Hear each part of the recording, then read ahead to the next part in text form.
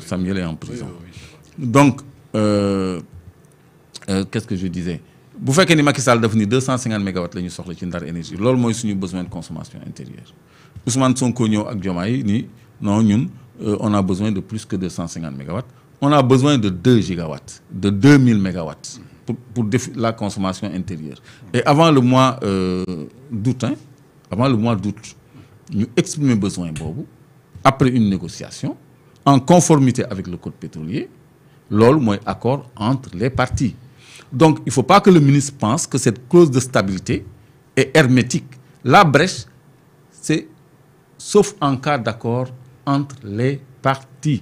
Les parties, c'est Petrosen, c'est BP, c'est Cosmos, c'est la Société mauritanienne de pétrole, c'est l'État du Sénégal. Doivent être revus.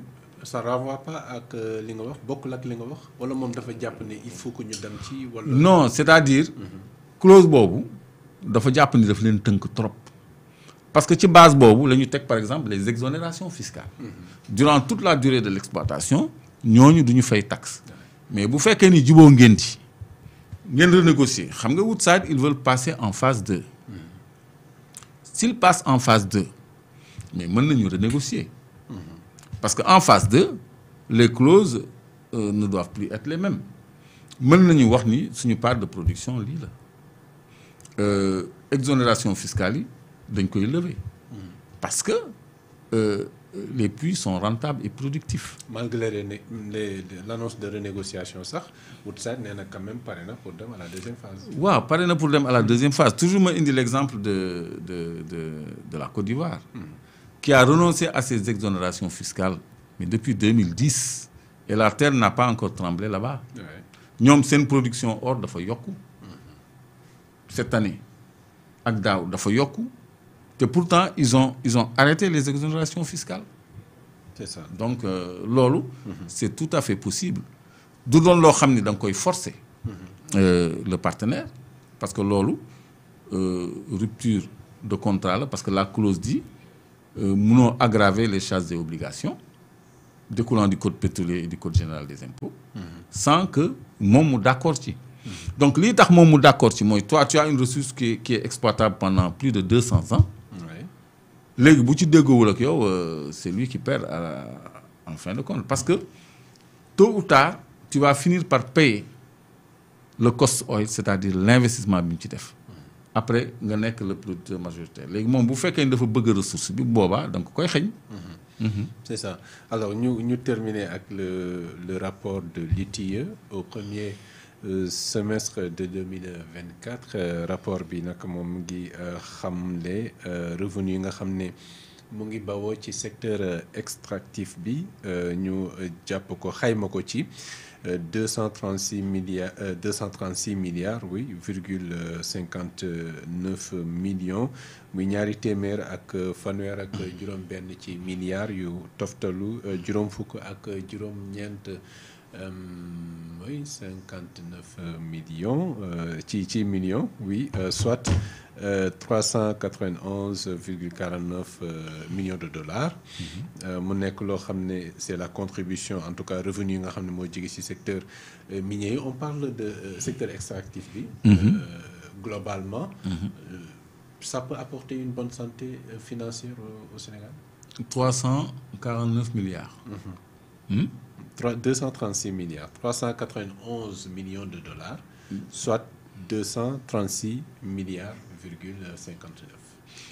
Moi ce que nos industries extractives nous ont rapporté en 2024.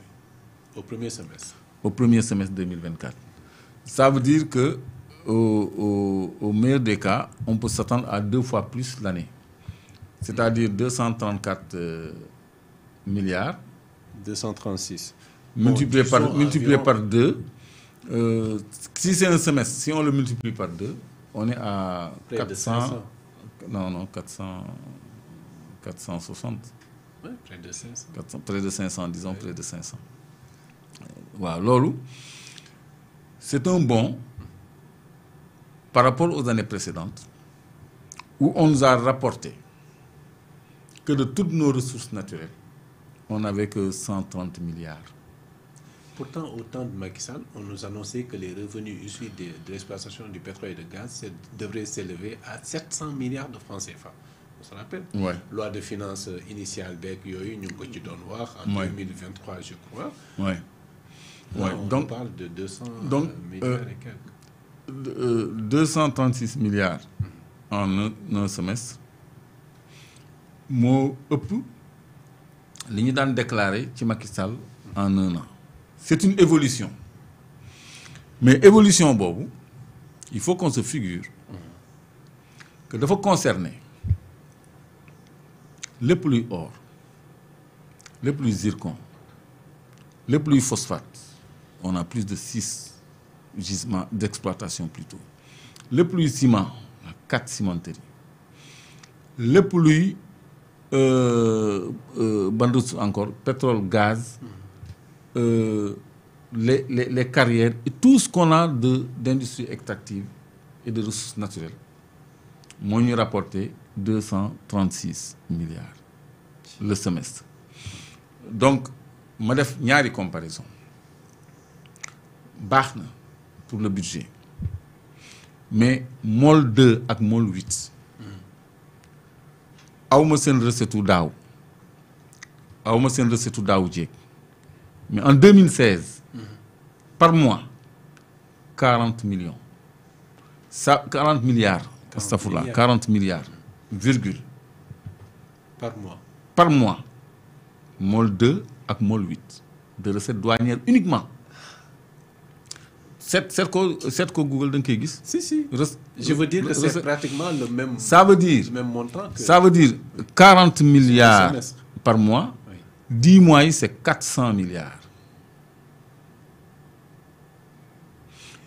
40 milliards par mois 6 mois yi c'est 224 milliards. 4 fois 6 24. Ouais, 240. Ouais, 240 milliards. Maintenant 24 240 milliards. Je suis nul en arithmétique. Donc, ça veut dire que l'année, tu es à plus de 500 milliards. Rien que le MOL 2 et le MOL 8 en recettes douanières. waxuñu la ay surestaries ay yeneen taxe de port. moo ëpp lii sax en 6 mois. moo ëpp lii kooku muy benn élément de comparaison. C'était en 2016. En 2016. Aujourd'hui, en 2025, on dit qu'en 2020, en un semestre, on a eu 236 milliards. Tahirou Sarr ñaata la cautionné benn nit. Abdou Khadre 400. dolli na ci. Un peu plus de 400. Beneen 400. beneen 400 waaw muy ñaata. 800. Tu parles de milliards. benn nit. cautionné une valeur boo xam ne moo ëpp lu ñu or ak pétrole ak gaz ak zircon ak phosphate ak ciment ak lépp di rapporter. Je crois que war nañu xoolaat les choses en termes de rapport et proportion boo gisee may indi ay comparaison Oui. c'est pour dire que ressources minières war na indi 1000 fois lii ñuy woon wala au moins 10 fois lii ñuy woon. Donc pour loolu mën a nekk il faut que État mën a gérer son portefeuille d'actifs dans les sociétés minières comme ICS comme Sococim où on n'a plus rien on avait 10% amatuñu dara wala ñuy augmenter seen part ci yeneen sociétés et c'est tout le sens de la SOMISEN et la mission de la SOMISEN. SOMISEN dafa war a gën a présent ci multinationales yi exploiter suñu ay ressources pour que suñu àq ñu gën cee jot parce que y a pas de raison que ñun ñu am les miettes et qu'on s'en contente. Donc ay sénégalais simple am nañu lu ëpp li ñu déclaré ci suñu richesse yi jóge suñu kaw suuf yi nga xam ni moo waral tubaab yi ñëw fi indi fi seeni milliards seeni ingénieurs seeni ay engins seen ay borom xam-xam seen ingénierie sous-marine ay système de production sous-marin à presque 3000 mètres de fond ngay forer 5000 mètres après le niveau du sous-sol marin installer ay FPSO soog yooyu yëpp pour que Sénégal bu boolee li muy am ci loolu ak li muy am ci yeneen ressources yëpp du àgg sax 300 milliards loolu je crois que c'est avoir la satisfaction trop facile que de s'en contenter loolu dafa tuuti parce que déggoon nga fi ni ICS ci wàllu taxe rek amee loon na état plus de 200 milliards déggoon nga fi SGO ci wàllu taxe waroon a fay ñaata mu mujjee fay 130 milliards au lieu de non 130 milliards la waroon a fay xaw ma 160 milliards mu fay une partie donc ñoom ñëpp seen wareef buñ ko fayee rek day ëpp lii ñu déclaré foofu moo tax il faut que ñu toog auditer waat le secteur minier te le rapport a fait état aussi des pénalités.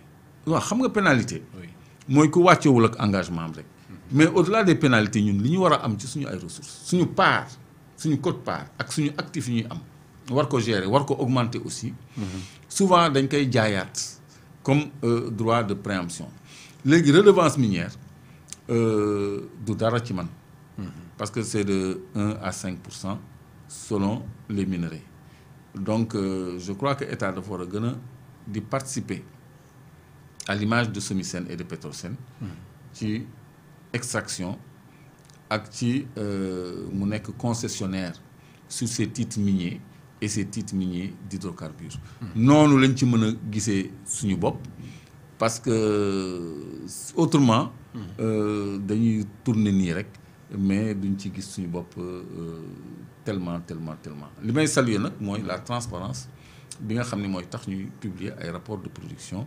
périodiquement ñu ñuy xam l'état de la ressource en oil and gaz surtout. En oil and gaz. Clédor da nga actifoon tellement durant la journée. Avec beaucoup d'activités. Ça se sent sur ma voix. Je suis cassé et puis voilà, je viens du terrain comme ça. Effectivement. Et on vient de terminer de boucler les sujets yi nga xam ne moom la ñu amoon yéene aborder ko. Donc amoon nañ beaucoup de plaisir mbégte bu bëree bëri donc partager ak yow nga partager certaines informations décryptage et analyse par rapport ak rapport yi nga xam ne mooy bu ITIE mais rapport de production ba ci Cour des comptes bi actualité bi concernant certains la reddition des comptes au sujet de finance gestion des finances publiques kon amoon nañu mbégte jërëjëf ci jàngat yi waaw c'est vrai que émission bi dañ ko xaw abrégé parce que sama état da ma yërëm rek mais peut-être mënoon nañu jàngat rapport bi beaucoup plus en profondeur mais recommandation bi rek mooy pourquoi on exporte la totalité de notre pétrole c'est parce que comme ni ñu ko fi waxee woon mënuñu raffiner suñu propre pétrole c'est-à-dire wàllu Sénégal sax bi mu ci am te waroon ko mën a raffiner da koy jaay 28,8 contre 28,54 millions de barils yoo xam ne lépp dañ koy